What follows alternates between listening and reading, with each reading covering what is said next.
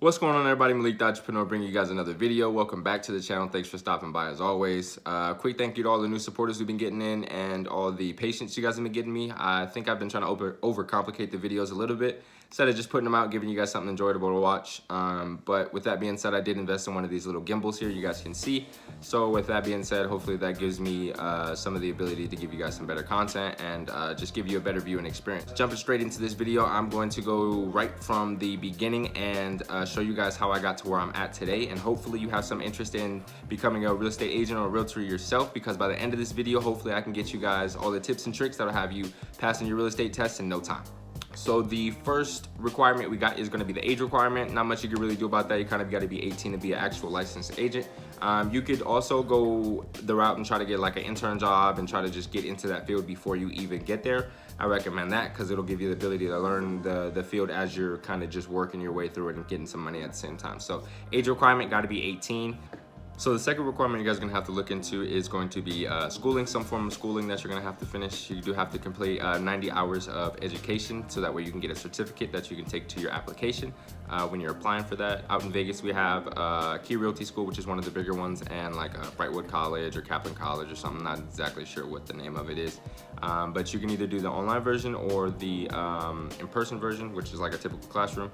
I recommend either or depending on the type of learner you are. For me, I did the online version when I was working my 2 jobs, and it was convenient because I could test at my own time, and I could do the material at my own time, so I could stretch it out if I needed more time, or I could shorten it up if I wanted to, try to get things done. But the class version of it, I recommend as well, because on the vice versa, I'm a visual learner, so I have to ask certain questions and see things get wrote down or written down, and just really break it down a different way. So second requirement, a lot of education. That typically costs around $200 for the cheapest version I seen out here, like $179 or something like that. So all these costs are just going to be estimated based upon what I paid. Everything could be a plus or minus for you guys. If you guys find a better deal, let me know.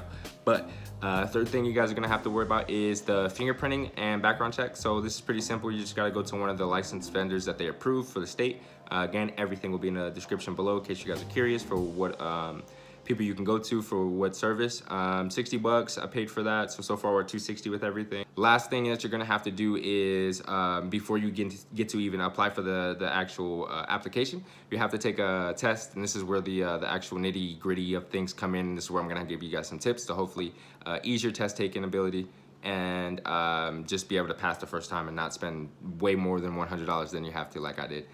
So the first thing, you have to register for a test. The test, I think you have to pass with a 75 or higher, if I'm correct. And then after you pass the test or you fail the test, at the end of that, you'll go into the room and then they'll give you the test scores, and it'll break down your percentages and things like that. And then the testing, like I said, is $100 per test. There's 2 tests, a state and a national test. Both tests require you to get a 75 or higher. Excuse me, ignore that. And the tests are both times, so you guys got to be on your P's and Q's and getting this stuff done. So that's everything for the requirements. So again, if we go with the costs associated in order, if we look at everything how we broke it down, so the first thing, you got to be just 18. Second thing is the schooling. So cheapest one I seen, 200 bucks. Let's add that up. Next thing after that is the fingerprinting, 60 bucks, 260 total. For the test, you got to pay $100. So you passed the first time, no big deal. That is $360. And then you got to add the $150 for the application process, which is going to give you that $510 total. So that breaks down that plus or minus 500. So with all that being said, after you apply for your test and after you get everything situated, you still got to wait a 6-week period, and you still can't make no money. So you got to sit there and try to get all your Facebook pages and all your business stuff and Instagram or Twitter, whatever you guys are going to use, Pinterest, whatever app it may be.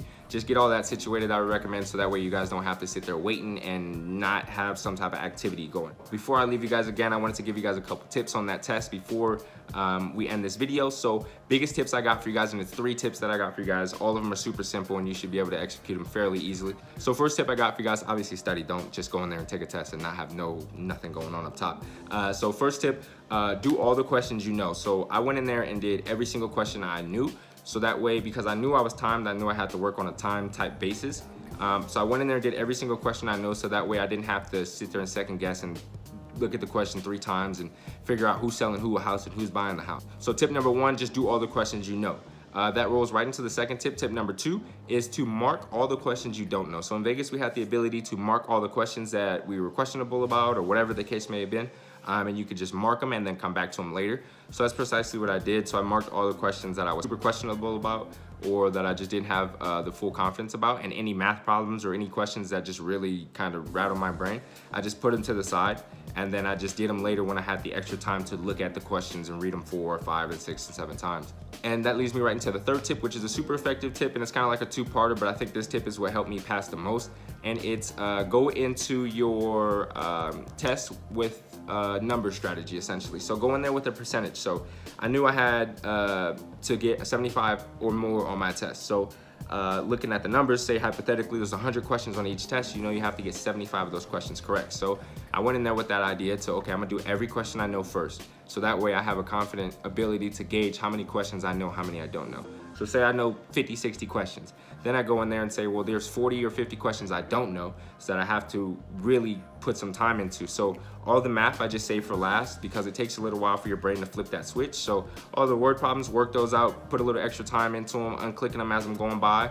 And then every time I'm going through these questions, I know I have to get a 75, so I just use my brain. If I know I feel comfortable about 75 questions, I should probably bump it to 80 and then be like, okay, 80 questions, I feel very confident about these. And then those 80 questions, I know even if I miss 5, I'm still on track for that 75%. So I'm using a number strategy to kind of gauge if I should pass the test or not. So again, if you got 100 questions, you go in there with the ability, you know, 50 questions, so you got to get a good 30, 35 questions confidently, even if it's delusional confidence, even if you think that's the right answer and it's not, just click it, because you're gonna have to answer it, and it's better to have an answer than no answer. So again, use a number strategy, go in there, do all the questions you know, and then use all your time to double check all your answers and then do the math and stuff later, because it takes a while for your brain to flip the switch. So that being said, guys, hopefully this video gave you guys some insight on the life of a real estate agent and gets you guys a little bit closer to your life as a realtor, as a real estate agent, and then, you know, get you guys some tips and tricks so you can go and take that test and not have to pay way too much money for it. So again, guys, Malik.Entrepreneur. If there's any questions you guys have, comments, concerns, all my info will be in the description below. You can hit me up on any social media. See you guys soon. Thanks.